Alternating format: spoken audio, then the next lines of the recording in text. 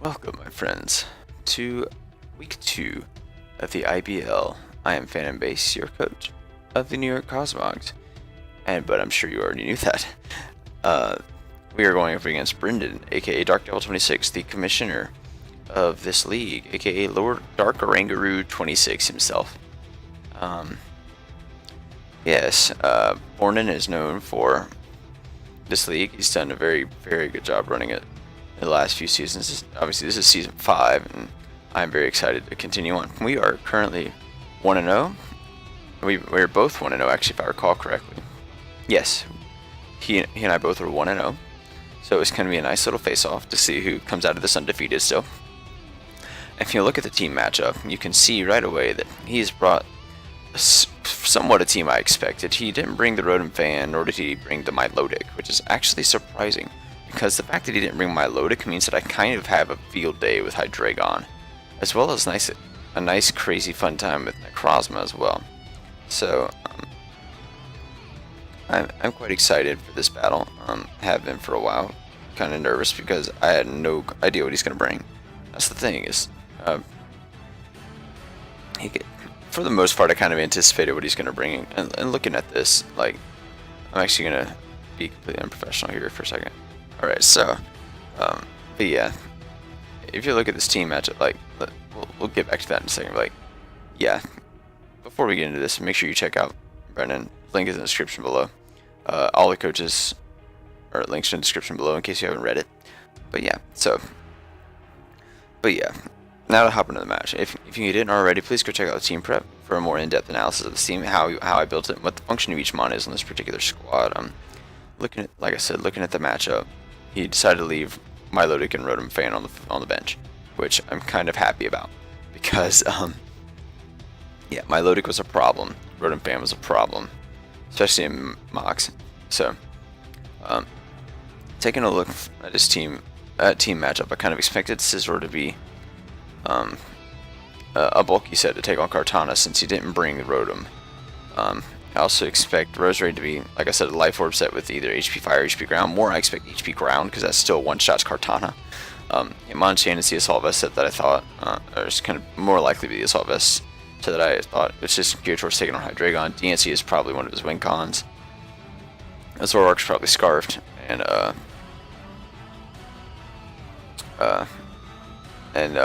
I'm expecting an SD grounding and Garchomp with rocks. But that's just my thoughts looking at this team matchup. And for a quick overview, I have Life Orb 3 attacks Hydra with support Mega Autono with Flamethrower and Ice Beam. Spit F Toxapex with Haze and Knockoff.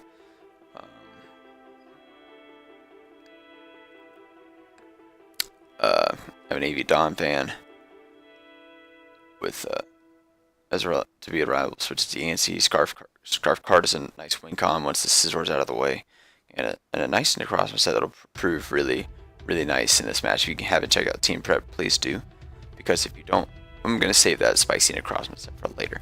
Now, looking at this team lineup, nothing really wanted to switch into Life Orb Hydra, so I kind of figured that would be my best lead to get some information and to pressure a lot of his defensive mons that he could lead out with. So you're going to see right here that good old Bornden's going to issue this challenge. Maybe, depending on if this thing wants to load. So yeah. Come on now. So yes. So as we're going to see, good old Brendan's issuing us that challenge. And now I lead off with Hydra. As you see, he's actually going to lead straight out with his Scizor. So with the bulk investment I had on my Hydra that you guys saw, which is kind of a decent chunk, nothing short of a Life Orb terms killing my Hydreigon, so I knew if he was Scarf Scizor, oh, it wasn't the greatest spring versus me, I could take it and gain information on the set. So I decided early game I was going to attack what was in front of me to gain information. And so I decided right here, I'm going to click Flamethrower. As he makes the switch out into DNT, scouting for this, and it makes sense. Like, so we go for the Flamethrower here, and as you can see, judging by the damage that this thing takes, you can actually see that it actually reveals that he is a max speed, or he has a no bulk DNC, like literally no bulk at all.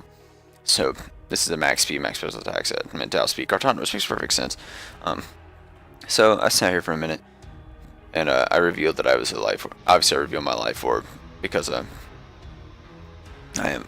So yeah, I take this opportunity to think for a second. I really thought about going to Toxapex on the Moonblast, but I didn't want to afford him a free moment to set up. It would take a +2 Moonblast to take my Donphan down to Sturdy, while a +1 Sideshock actually did have a chance to kill my Toxapex. So I decided my best play was to actually go into Donphan here to scout for to make sure that I could scout properly for the setup, as well as to chew the incoming Moonblast. So he goes, of course he Mega Evolves. We have to Mega Evolve first turn in this league, and there's pretty Mega DNC we had last season. And he opts to go directly for the Moonblast, not letting Hydreigon stay in, and so it was good that he wanted to try to take that early. We're kind of just scouting each other at the moment.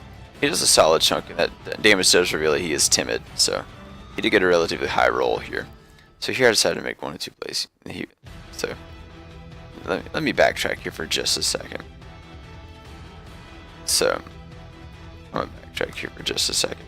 Now here, but like I said, that damage confirms he's timid rather than modest, which is great because modest set would actually outspeed my outspeed a max speed Hydreigon.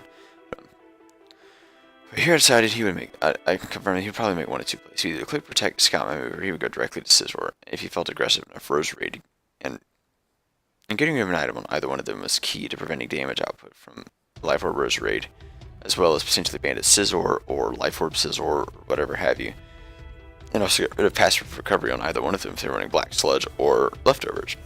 So knockoff was my best play, as it would award me valuable information regardless of his play. Now, if he stayed in a Moonblasted, that would be a questionable play for sure. But I'm kind of glad that, as you see, he doesn't make that play here. And he goes for his Protect, which is good information for me because I learned his DNC is meant for scouting mostly. So here, I think that here's my thought. Here, he's going to expect me to go for knockoff again because I want to get rid of something's item. So I'm thinking, okay, he's got 1 of 2 options. He either goes hard into his Scizor here to chew the knockoff because that's his best way to take it, or he goes to Garchomp because he says he's got a Sea Crystal and I can't knock that off. So either way, my play this next turn of events is actually to go straight for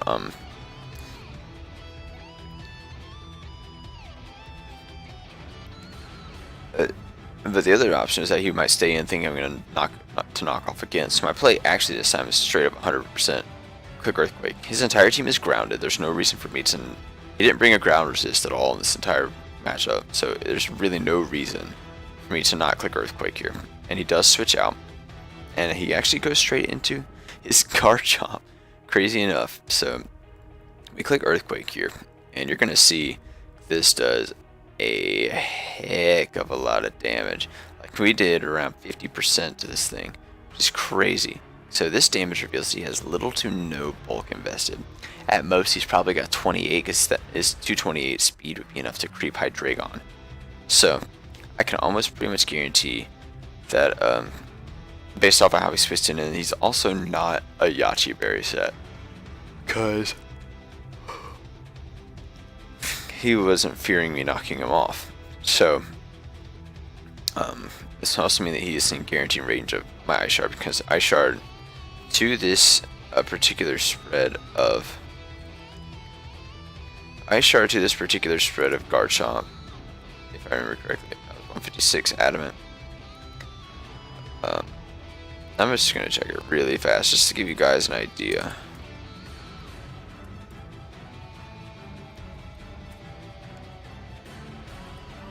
To this particular Garchomp spread, Ice Shard was doing 49 and 59, so I was literally guaranteed to kill him because he's right at about 49%. So we click Ice Shard here because I want to make sure this thing's gone, and luckily he stays in. We just click Ice Shard here and watch him drop, which is great because as one less threat, and no, now he has practically no rocker because I doubt DNC's coming in to do it. So here he goes into his Scizor again. Now, here, I'm not quite sure why he went to his Scizor, because honestly, that just screamed to me that he was a defensive set meant for checking. Meant for checking Kartana as well as this thing. He's probably also packing either HP Fire or some kind of fighting tech to beat my Kartana. Maybe Vacuum Wave, who knows. But so I decided to switch into Tox. So here, because I'm pretty sure he's gonna go for U-turn to Scout for my switch, I switched into Tox Specs to Scout his damage. And you're gonna see here, like, we're just gonna make this nice little hard swap out because I need to preserve this thing to keep some damage so we can live another hit from DNC. We go and we watch him go for U-turn, and this damage clearly indicates he is a very bulky set, like no attack investment at all. Like, that is such pitiful damage because we're not physically defensive, we're especially defensive. Toxic effects here. Now, here he decides to make his switch and go straight. I mean, straight out into Rose Raid. Of course, the only reason you go into Rose Raid here is you're either Life Orb or Choice Specs with HP Ground, so you can do enough damage to make sure you're not stalled out by Recover.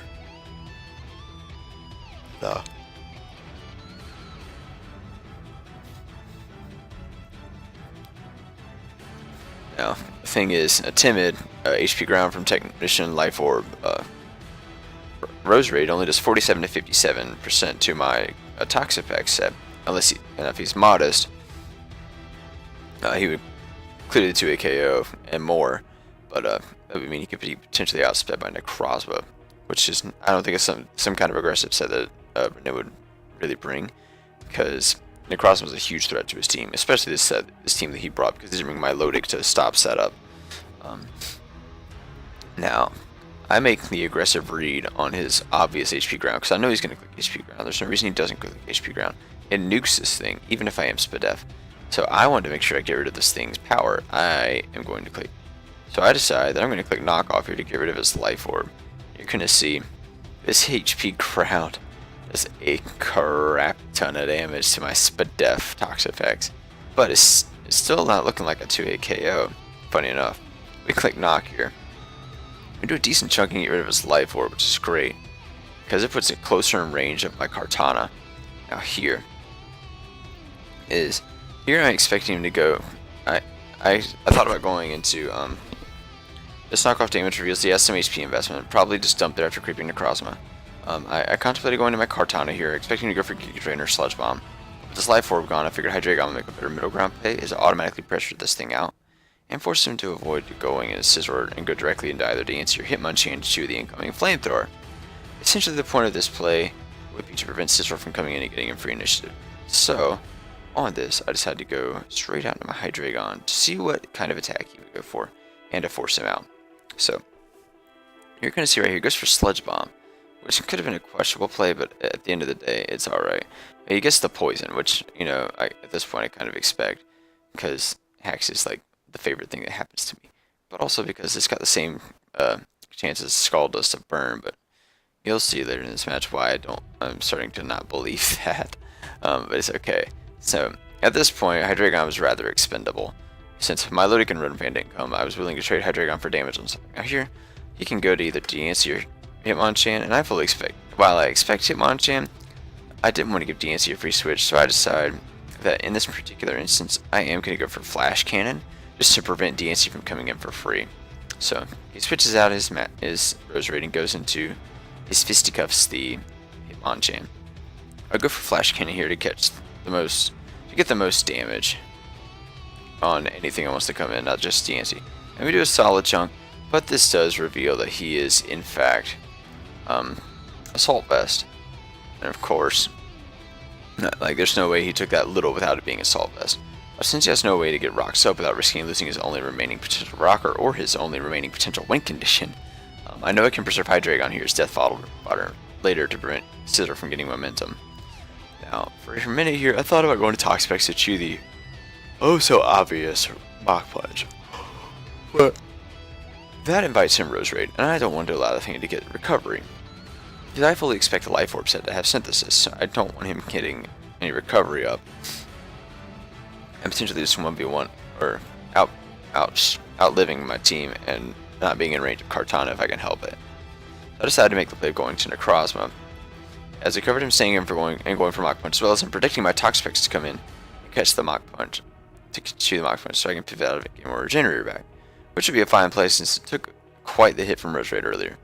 Going to Necrozma here prevented him from going hard into Rose Raid, as no variant of Hitmonchan can beat Necrozma 1v1. So here, like I said, I switch out going into Necrozma, and he makes a Mach Punch play here, and you'll see that by this damage he actually reveals to be Adamant Max attack with Iron Fist, which makes sense because that's the best way he's going to get damage out of this thing, with it only being Assault Vest.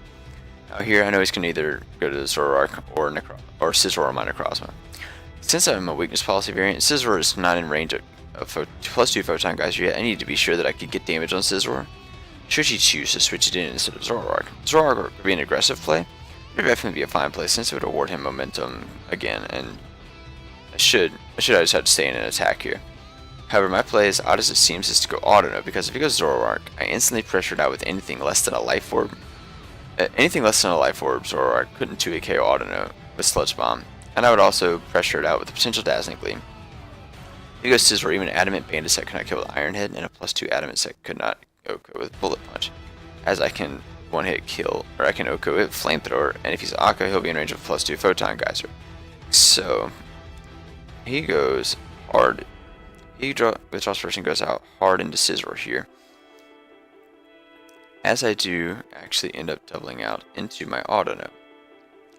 Now, here I fully expect him to stay in here and either click U-turn or go for Sword Stance. I'm going to click Flamethrower to prevent setup, or a Rose Raid switch in, which is kind of a tricky situation, because like, if he does stay in, he dies. If he goes to Rose Raid, he takes a Flamethrower. So either way, I'm in a good spot here. He can't really switch anything into this, so he does go for the U-turn, and which I fully expected, which is okay with me. We take very little damage, considering he's a defensive set, and he goes straight into his Rose Raid. This is the perfect scenario for me, because this thing is now in range of a Leaf Blade from Kartana, which will come into play, which will definitely be helpful later in this match. Now here is a sticky situation for me, because on the one hand I could stay in, predicting him to try to get recovery back and click Flamethrower again. On the other hand, I have shown Toxapex to be a switch that I'm comfortable making, so he may predict that and go for another HP ground. However, another possible play for me staying in and going for second Flamethrower, meaning that he would go for Giga Drain to try and gain enough health back to prevent him from dying. This is more the play I expect him to make, as he cannot afford to go for Sludge Bomb and allow Kartana in for free without having gained any health back or taking damage. And Toxapex can switch in on a Sludge Bomb as well, but if he goes for Giga Drain, he still kills Hydra on the switch. He gains a little health. He does a solid chunk to Toxapex and gains a little health back. He deals a lot of HP, or he gets a lot of HP back from my Auto Energy, my high HP stat. Any 3-hit kills Kartana. My play is to go Kartana because Giga Drain doesn't 2-hit KO, and I pressure him to go into Scizor rather than recover, because that is his only reliable switch into Kartana's dual stab. So here, I hard swap out into my Kartana, as I fully expect the Sludge Bomb and or the Giga Drain to come out.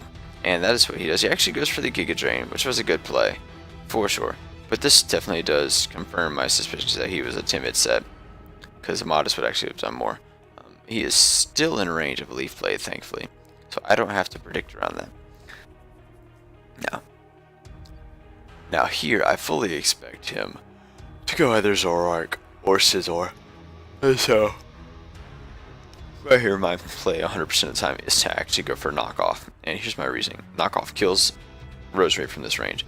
Knockoff gets Scizor in range of my +2 Photon Geyser from Necrozma.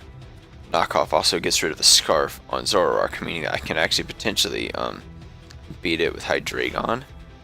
I say that loosely. I'm at 7 HP and poison, but I think we could either beat it with like Hydra, or if we can get a Wish into Hydra, that'd be great. But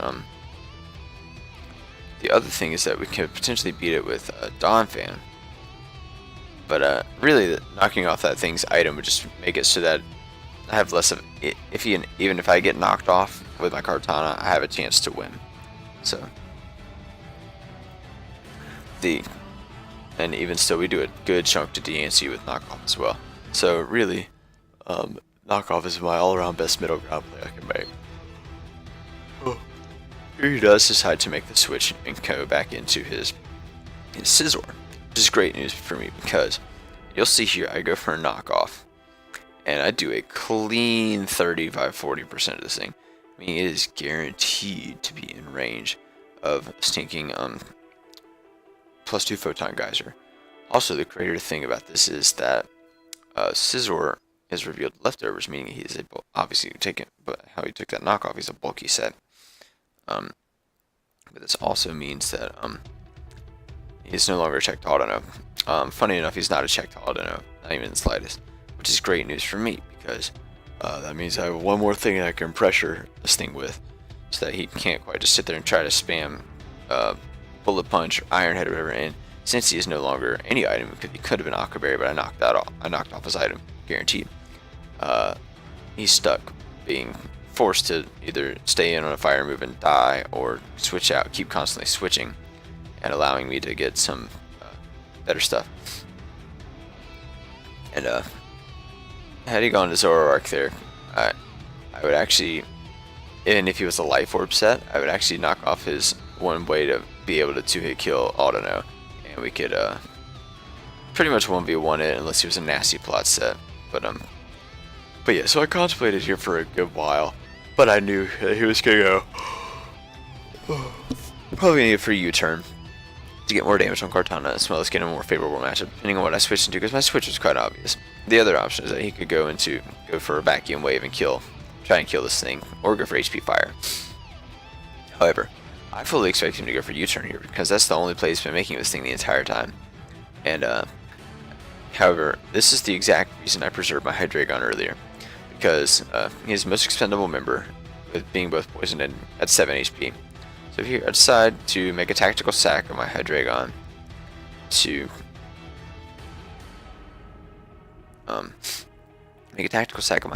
this U-turn, as he does decide to do that. And now he's kind of stuck because he he's kind of stuck. He has to go out into his he decides to go into his Hitmonchan here for some reason, but he's kind of stuck, and he sat there for a while trying to decide what he wanted to go into. But there wasn't anything on his team I didn't have an answer for in the back. So me sacking Hydra there just gave me the best initiative, the strongest sense of momentum that I could have needed for this match. It gave me the free, essentially tight matchup. So he goes to his Hitmonchan here. As I go into my obvious Necrozma, now here is where the rubber meets the road, because I've shown my switch here on his Scizor to be my Autono. However,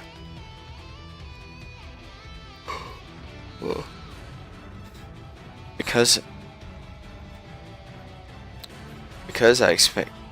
he may think I'm going to go and just outright attack this Hitmonchan rather than making a double this time, because he could very well go into Zoroark as well. I actually wanted to make the aggressive play here and start getting some momentum going. So here, I figured it was my perfect time to show off this set. And I knew he would switch out, and as he does switch out, I do decide to go for the Trick Room. And you're going to see here, this is not DNC, because if you look at that HP stat, it is full. DNC is taking a Flamethrower from my Dragon, so this is guaranteed Zoroark. So with this Trick Room up, it's actually perfect, because there's no move that Zoroark can go for that will either get rid of my weakness policy, or will kill me, so I can pop my weakness policy and kill it off. So I expect to go for knockoff or U-turn, as both would pop my weakness policy, and I choose to go for Flash Cannon, just to get the best middle ground player. So I go for Flash Cannon here, and we of course reveal that this is a Zoroark, and he did not take that well at all, so he has like no bulk investment. But he goes for the U-turn here, which is the absolute best play I could have ever wanted, and we chew that up, and we pop the weakness policy, and now Brendan's in a pickle. Brendan's in a really big pickle, because this thing 2-hit kill or one-shot every single thing on his team. So he goes hard out into the actual DNC this time. Now, when I say that this was meant for scouting, I told you that this was going to be... This one is a problem. Because it has Protect, you can stall out my Trick Room turns. Well, so we have to play kind of smarter on this. So I expect him to go for Protect here, but there's not really much I can do. I can't set up rocks because it's got Magic Bounce. So I decided to just go straight out for Flash Cannon. Now, here, I fully expect him to go to Scizor to try to shoot this Flash Cannon. So I make the aggressive read here. And I just go straight for the Photon Geyser because it kills the Antsy, but it also kills Scizor on switching because he is in range of that Photon Geyser. So the good news is, we catch him with this Photon Geyser, and look at this. Yummy. Bop right to the face. Look at that. That thing is dead.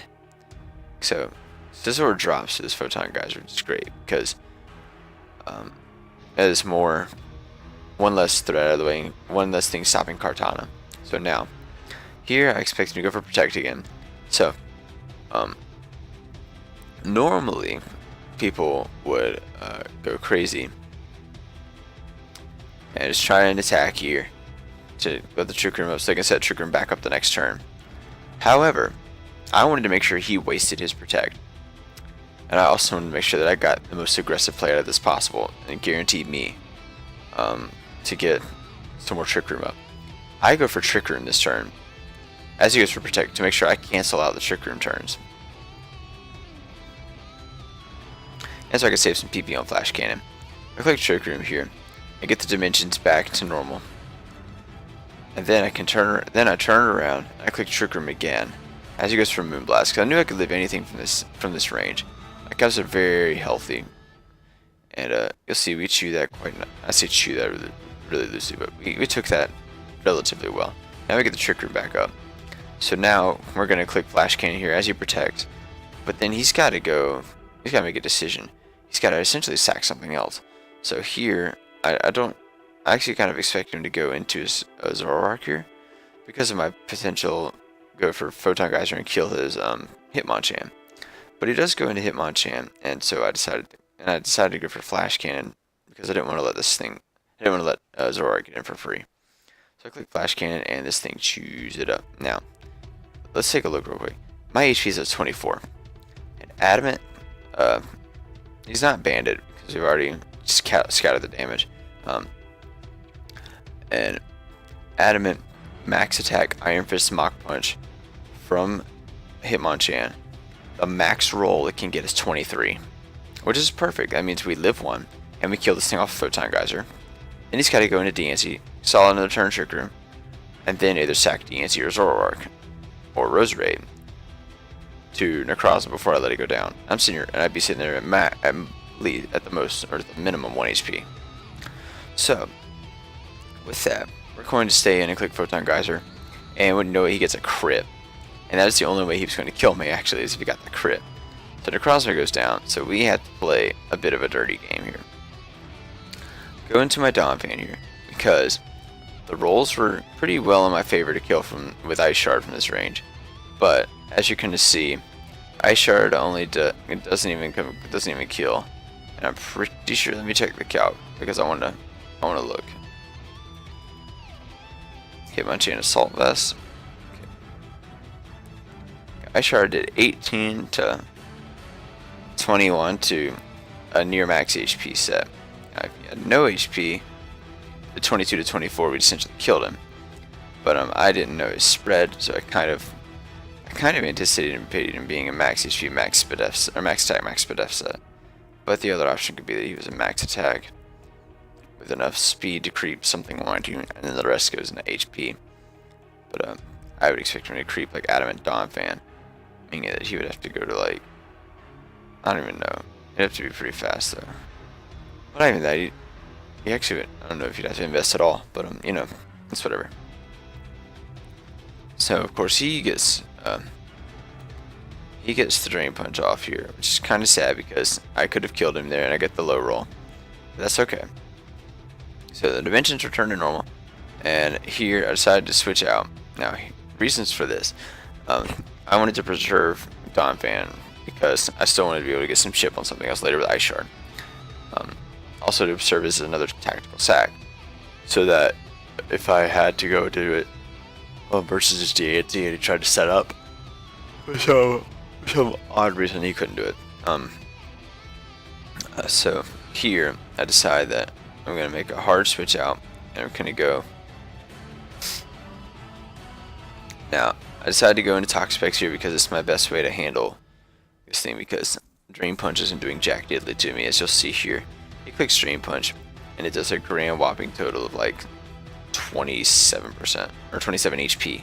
So like, yeah. So here, after the Black Sludge recovery, we're actually going to be out of range of an Earthquake from this Hitmonchan. So here, I decided that I'm going to click Scald, try to burn him. Or actually, no, I'm going to click Knock Off first, so I can get rid of his Assault Vest, so Scalds, and other attacks from Audino are going to be doing more. So we go for that. He clicks EQ. So like, okay, I was scouting for the Earthquake mostly, because I didn't want to just go sack off, but I wanted to get some value out of this turn here, so I decided to click Knock Off. Got rid of his Assault Vest, which is great because that means he's going to go take hits from Audino and Toxapex worse later. Now here I had to make a sack, and Toxapex was too valuable to me because I needed a semi-check to DANC. Also needed a way to make sure that I could just kind of handle his team in a defensive side, and Toxapex was going to be my best way to do it for now.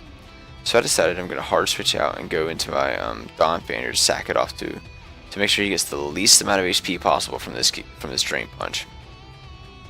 And you're going to see that he does take out the Donphan, so sad day Donphan, but you did your job.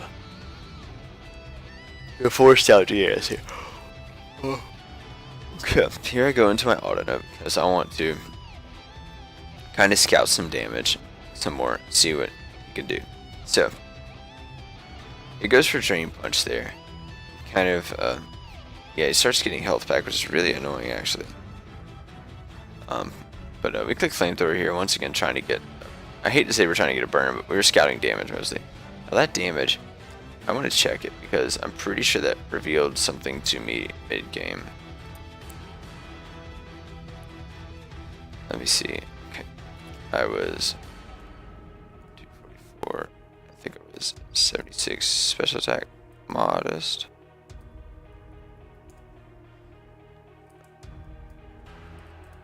Flamethrower.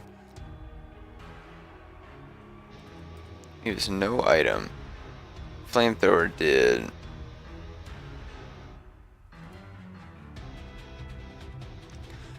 about what it should have if he was a max SPDF set. Let me check a max HP set really fast just to be sure. Okay, so it's the same roll, so really there wasn't a way to tell. But anyway, so that's that. Kind of scout, and it turns out he either had max HP or max SPDF, one or the other.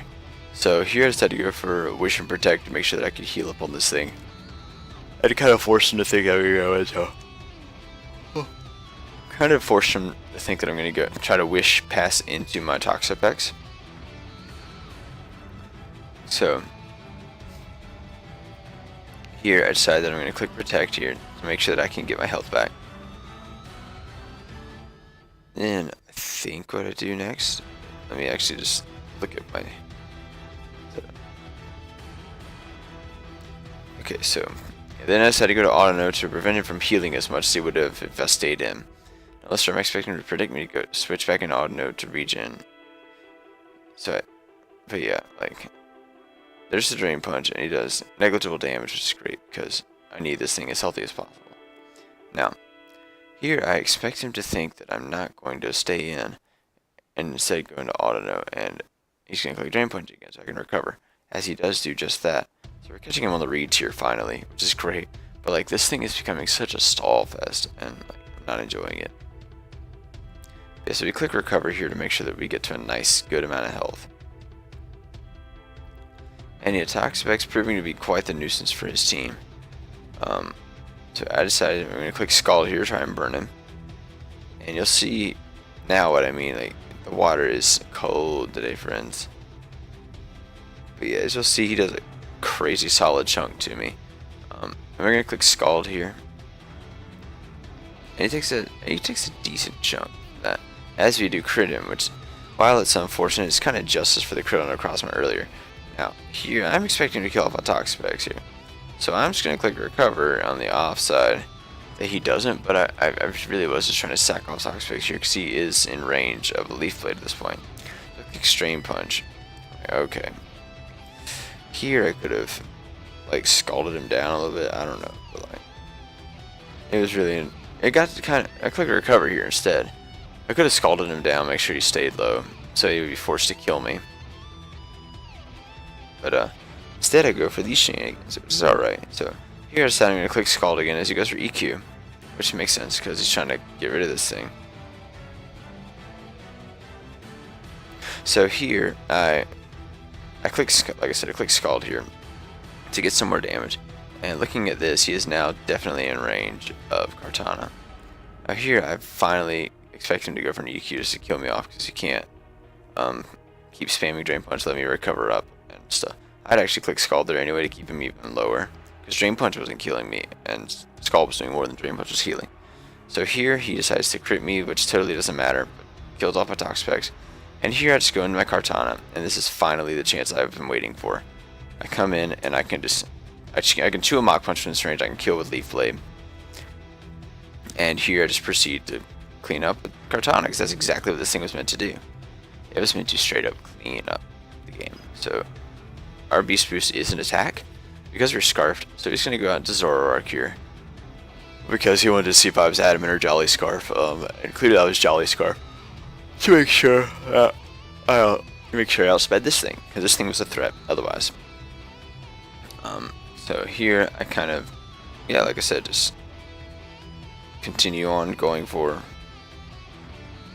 Leaf Blade because I'm Scarfed into it, but also because I now kill this thing. I'm at +2, I would have killed it even if it was 50%. So yeah, Roserade drops, and his last mon is a Diancie, which cannot take a +3 Leaf Blade from a Kartana. So yeah, that's a wild set. But yeah, as you'll see, this Diancie is just going to straight up drop to his Leaf Blade, and that will be the end of this battle. So thank you guys so much for watching. I hope you guys enjoyed. Thank you, Brendan, for a good match. Please go check him out. His link is in the description below, like I said. Next week we face off against, oh goodness. So next week we face off against, what's his face? Ryo and the Pittsburgh Huge Powers with their crazy offensive team of like Mega Lopunnies, like R50, Clefable. I don't know how he was allowed to have that, but he was. So yeah, I want to once again thank you guys for watching.